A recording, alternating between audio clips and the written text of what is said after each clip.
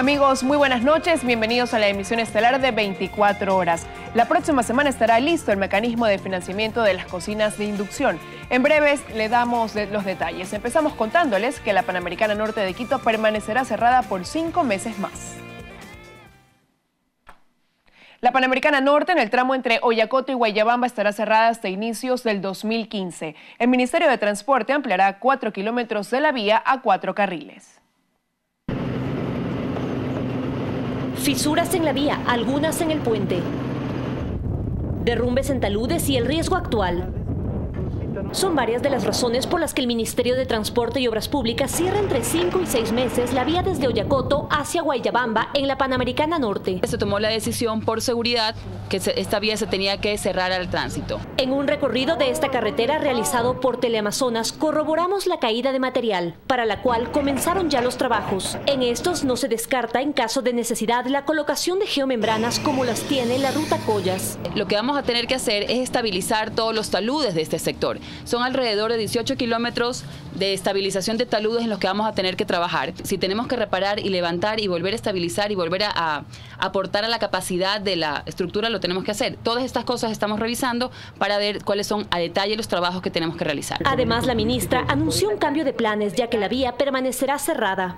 Antes estaba previsto abrir una nueva vía para ampliar el tramo, que le llamábamos la ruta de ascenso de Collas. Pero una vez que vamos a trabajar en el sector y que va a estar cerrado, nos va a permitir ampliar directamente de 2 a 4 carriles esos 4 kilómetros. Esta inversión bordeará los 97 millones de dólares y aspiran a que todos los trabajos estén listos para enero-febrero del próximo año. Mientras tanto, solicitan utilizar desde Guayabamba la ruta alterna. Viniendo del Napo de Papayacta y podemos ir tanto al sur y tanto al norte del país sin ningún inconveniente. Utilizamos además la avenida interoceánica, podemos optimizar también utilizando la misma ruta de Collas y tendríamos la vía que hice mención, Tababela, Santa Rosa de Cusubamba, para conectarnos con el norte del país. El último cierre temporal de 21:30 a 4:30 de la ruta Collas es el de la noche de este miércoles por trabajos de limpieza de material suelto. Al momento, según la autoridad, no colocarán un peaje en esta vía. En Quito, con imágenes de David de la Torre, María Gracia Acosta, 24 horas. La construcción informal crece sin control en el Ecuador, situación que preocupa a autoridades y expertos que consideran que el empirismo está por encima de la técnica y el diseño. La Pulida es uno de los barrios quiteños donde existen este tipo de edificaciones. Es el sector de La Pulida, al norte de Quito. Se levanta en una ladera sobre la avenida Occidental y desde allí divisamos gran cantidad de edificaciones informales. Estructuras sin enlucir, sin orden y sin un diseño o estudio técnico.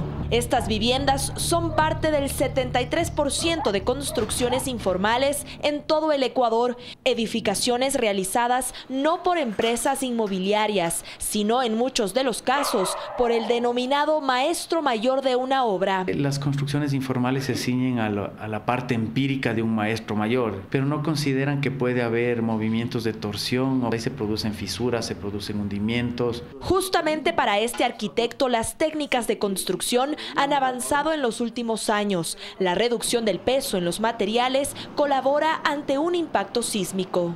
Sí se ha buscado opciones de alivianar estructuras, se usan columnas y vigas de hormigón entre pisos metálicos, están empezando ahora a ver las paredes de gypsum. Entonces, todo ese peso que se pueda alivianar a un edificio se traduce en una eficiencia de la estructura. Es importante tomar conciencia sobre la calidad con la que se debe construir. Por eso, según este representante del Colegio de Arquitectos, es necesario crear incentivos para que los costos no sean un impedimento. La inversión en un diseño, en un cálculo estructural, es la protección de su familia. Que la ciudad cuente con un plan de aprovisionamiento de áridos y de áridos de calidad. De cada 10 construcciones en el Ecuador, 7 son informales.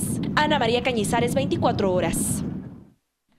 En el Colegio de Ingenieros Civiles de Pichincha se desarrolló una reunión con representantes del gremio y de la empresa de obras públicas del municipio de Quito, con el fin de analizar las construcciones viales en la capital y evaluar los daños en la zona de Catequilla, tras los sismos registrados la semana pasada.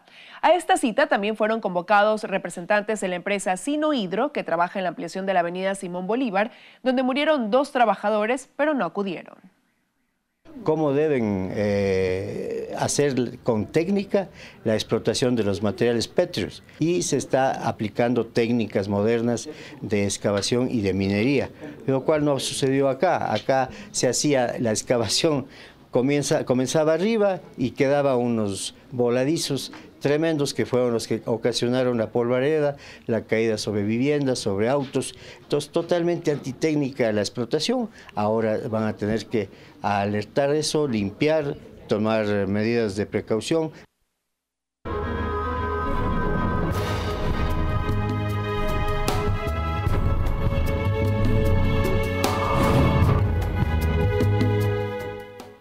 Más de 150 dirigentes indígenas de la CONAIE analizaron hoy la resolución de la Corte Constitucional que limita la aplicación de la justicia indígena. María Gracia Acosta informa.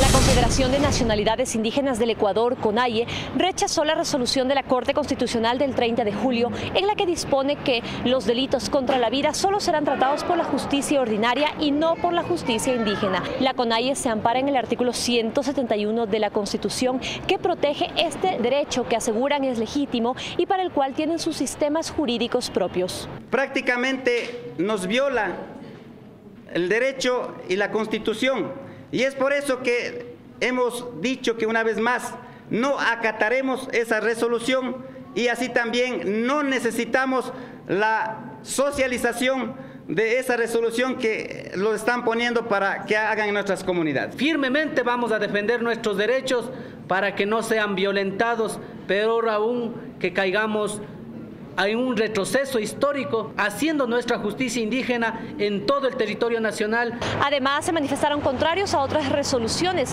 como el alza de impuestos y el acuerdo comercial con la Unión Europea.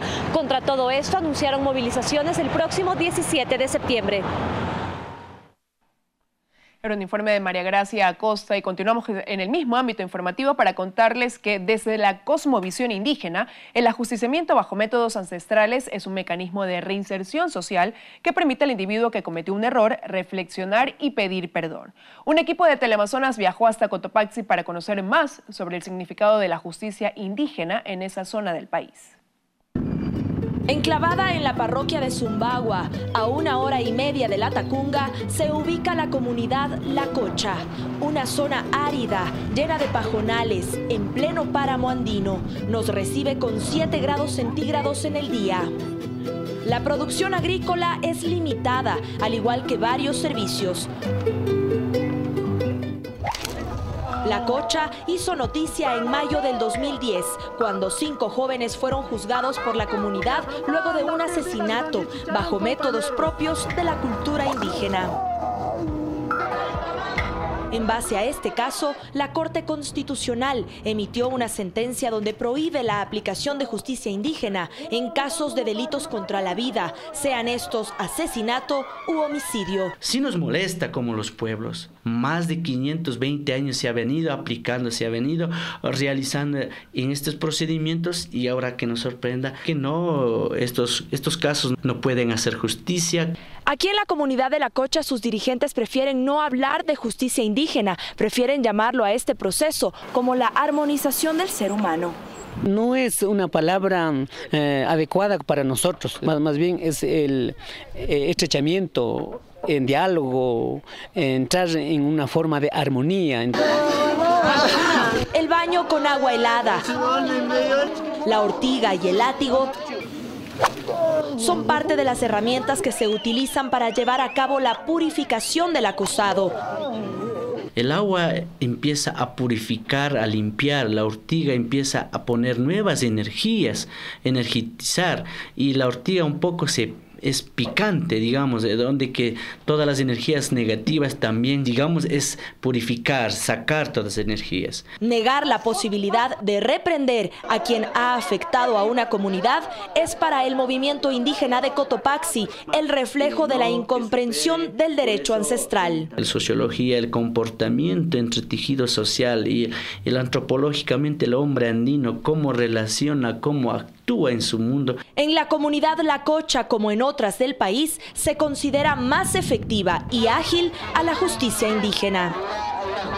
¡Aprenda a trabajar! Pero sobre todo promueve una formación en valores dentro de sus pueblos. Ahorita puede suceder un problema en alguna comunidad interna. ¿Quién puede solucionar?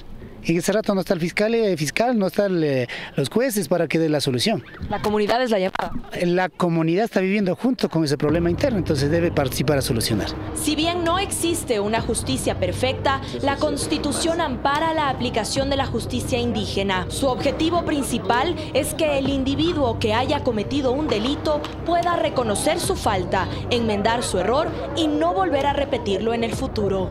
Desde Cotopaxi, con cámara de Francisco Quinzo y Pablo Guanotuña, Ana María Cañizares, 24 horas. El Pleno de la Corte Constitucional analiza el informe de sentencia presentado por una de sus jueces sobre las 3 demandas de inconstitucionalidad que pesan sobre la Ley Orgánica de Comunicación. Freddy Paredes informa. A partir de las 9:30 de esta mañana, el Pleno de la Corte Constitucional inició la lectura del proyecto de informe preparado por la jueza sustanciadora María del Carmen Maldonado. Ese informe es de 280 páginas y contiene la argumentación jurídica constitucional respecto de las 3 demandas de inconstitucionalidad presentadas hace más de un año en contra de la Ley de Comunicación. El proyecto finalmente fue remitido y se ha iniciado el tratamiento. El análisis ha sido profundo y está ya para, como corresponde, resolución del Pleno. Son 3 organizaciones diferentes las que presentaron acciones de inconstitucionalidad contra la Ley de Comunicación. El asambleísta Luis Fernando Torres, la Clínica de Derechos Humanos de la Universidad San Francisco a través de Farid Simón y la Asociación Ecuatoriana de Editores de Periódicos a través de Diego Cornejo. La extensión y el volumen y la complejidad del análisis seguramente requiera de más sesiones. De acuerdo con el procedimiento que establece la Ley de Control Constitucional, luego de leer el proyecto de informe preparado por la jueza sustanciadora, el Pleno de la Corte Constitucional tomará una decisión. De allí que se prevé que este miércoles no habrá una sentencia. La próxima semana estará listo el mecanismo de financiamiento de las cocinas de inducción, según el ministro de Industrias, pero no todas las empresas fabricantes distribuyen sus artefactos. Las inscripciones para acceder a una cocina a inducción financiada por el gobierno iniciaron este lunes. Hicimos un recorrido por varios locales de electrodomésticos en Guayaquil y solo en uno estaban los artefactos en exhibición, pero no los modelos que forman parte del programa gubernamental. En los almacenes por el momento no. Ya las tenemos planificadas, como le acabo de mencionar, para fines de agosto. En los próximos 30 días ya estamos disponibles para entregar las cocinas al público. Sin embargo, el ministro de Industria, Ramiro González, esta mañana en Guayaquil, aseguró que 3 de las 12 empresas autorizadas para producir las cocinas ya habrían comenzado su distribución. Ya estamos, como le digo, ya hay familias que están con las cocinas ya trabajando. Coincide con lo que aseguró el representante de una de las empresas productoras. Solamente estamos esperando que ya los clientes las pongan en las perchas para poderlas comercializar. Es decir, ya permanecen en las bodegas de los almacenes, pero aún no en las vitrinas. Lo que no tienen muy claro es cómo se hará el pago de las cocinas financiadas por el gobierno, que serán cobradas a 36 meses, a través de las planillas eléctricas. El ministro aseguró que los parámetros ya están listos. Decíamos que ya está listo el mecanismo, como le digo, yo esperamos que hasta finales de este mes, es decir, en una semana más, ya tengamos todo listo el mecanismo para su funcionamiento. Mientras en Guayaquil y Durán se continúan aceptando las solicitudes para cambio de medidores. En Guayaquil se han recibido alrededor de 700 por mes. Dayana Monroy, 24 horas. Continuamos con más información. El alcalde de Guayaquil reiteró que no se opone a la construcción de un nuevo puerto de aguas profundas en Pozorja y discrepó que bajo este pretexto se quiera cerrar los puertos privados de la ciudad. Nebot también se demostró contrario al incremento de las tasas portuarias. Se genera la carga, se genera el servicio y se compite por las tarifas. Así funciona un puerto, aseguró el alcalde Nebot en una entrevista radial. Privados o públicos, todos los puertos son complementarios, refiriéndose a la crítica del gobierno central al manejo del puerto de Guayaquil y de la construcción del puerto de aguas profundas en Pozorja. La competencia es del gobierno, que se la quede, nadie la quiere. Que el gobierno quiere cobrar más a los puertos, que cobre, hace bien si cree que tiene motivos para eso. Pero nadie puede, y parece que lo van entendiendo, tocar la competitividad de los puertos de Guayaquil. Duela a quien le duela, los puertos son competencia exclusiva del gobierno central. El alcalde de Guayaquil siempre habla, ese es el doble discurso, de respetar las competencias. Lea pues en la Constitución de quién es la competencia del puerto de Guayaquil y él quiere manejar el puerto, decidir dónde va a estar. Vea, este presidente está perdiendo su tiempo. Se acostumbraron a tratar con los Gutiérrez, con los Maguad. Entienda que aquí está Rafael Correa. En otros temas se habló de la efigie del expresidente y exalcalde de Guayaquil, León Flores Cordero, que tras un largo camino de polémicas ya reposa en el malecón Simón Bolívar y será inaugurada próximamente. Ya está colocado en su sitio, pero faltan los trabajos posteriores a la colocación.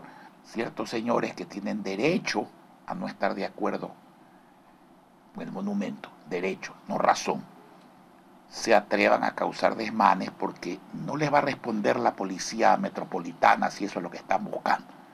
Les va a responder el pueblo. Sobre los dos puentes que se quieren construir que unen Daule con Guayaquil y San Borondón con Guayaquil respectivamente, el alcalde confirmó que los estudios estarán listos para septiembre y que la licitación empezará a principios del próximo año. Natalie Toledo, 24 horas.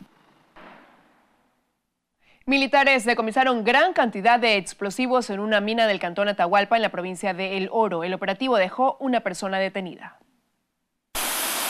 Personal que trabaja en la mina intentó ocultar en el monte el material explosivo, pero efectivos militares lo impidieron. La acción fue rápida y un operativo efectuado en una de las minas del cantón Atahualpa permitió el decomiso de 3.000 tacos de dinamita y 10 quintales de nitrato de amonio. Se aprendió a una persona y el siguiente material fue decomisado por parte de la sección de control de armas. Tenemos un detenido que entiendo que el día de mañana pasemos la audiencia de calificación de flagrancia. Según el fiscal, no había ningún documento que sustente la tenencia legal de este tipo de explosivos. Exijan a los empresarios a que todos los papeles mantengan en regla.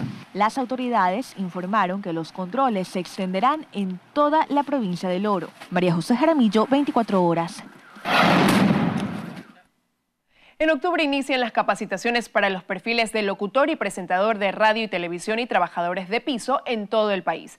Esto mientras los perfiles de camarógrafo y fotógrafo están validados para continuar con el proceso de certificación. 472 trabajadores de la comunicación contribuyeron a la elaboración de estos perfiles. La Secretaría Técnica de Capacitación y Formación Profesional levantó y validó los perfiles de camarógrafo de noticias y fotógrafo de medios y multimedia. Listo para entrar a la certificación, que es la segunda etapa. La inscripción para la certificación de estos dos perfiles se realizará en el mes de diciembre. Mientras los perfiles de locutor, presentador de radio y televisión y trabajadores de piso arrancan con la tercera fase del proceso de profesionalización, que son las capacitaciones. Nosotros estamos acreditando en este momento a la mayoría de las universidades tipo A y B en el Ecuador para que sean operadores de la CETEC y puedan garantizarnos la calidad de la capacitación. Las capacitaciones están dirigidas para quienes no logren pasar la certificación. Entonces la persona tiene la opción de prepararse y demostrar sus competencias laborales. Además, estos cursos son gratuitos y los que apliquen tendrán 2 oportunidades para capacitarse. Los horarios serán flexibles y se desarrollarán en cada distrito zonal del país. Dividido por zonas a través del CEMPLADES, entonces trataremos de cumplir por lo menos una sede en cada zona. En Quito, Andrea Samaniego, 24 horas. La famosa Romería de la Virgen del Cisne cumplió hoy su tercer y último día de peregrinación en su arribo hasta la ciudad de Loja. Hasta allá nos contactamos con María del Rocío Coronel, quien ha seguido de cerca este multitudinario acto de fe. María del Rocío, buenas noches. Gracias en estudios y buenas noches. La Sagrada Imagen de la Virgen del Cisne arribó ya a la iglesia catedral de la ciudad de Loja, como se tenía previsto en su tercer y último día de peregrinación. Les tenemos un informe completo de la jornada en este día. Fatigados por la jornada, llegaban de a poco los más de 500.000 feligreses que acompañaron a la Santísima Virgen del Cisne en estos 3 días de romería, en los que recorrieron 74 kilómetros. Con los más altos honores fue recibida la Sagrada Imagen en su arribo a la Brigada de Infantería de Loja a las 16 horas.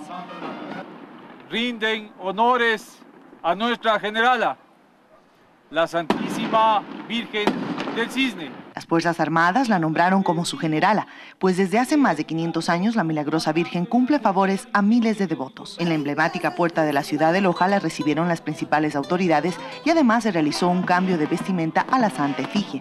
Es una verdadera eclosión de entusiasmo, de fe religiosa y yo diría también patriótica. Bueno, es una verdadera apoteosis, una de las más grandes manifestaciones de fe, no solamente en el Ecuador, sino en América. A las 18:30, la Virgen del Cisne arribó a la iglesia catedral. Una Eucaristía y serenata fueron parte de la bienvenida. La esperanza se dibuja en el rostro de los devotos que pueden visitar a la Santa Imagen durante los 45 días que la Virgen permanecerá en la ciudad de Loja. Como podemos observar, una hermosa bienvenida por parte de los lojanos y de los miles de feligreses que acompañaron a la Santa Efigie durante la romería en estos 3 días.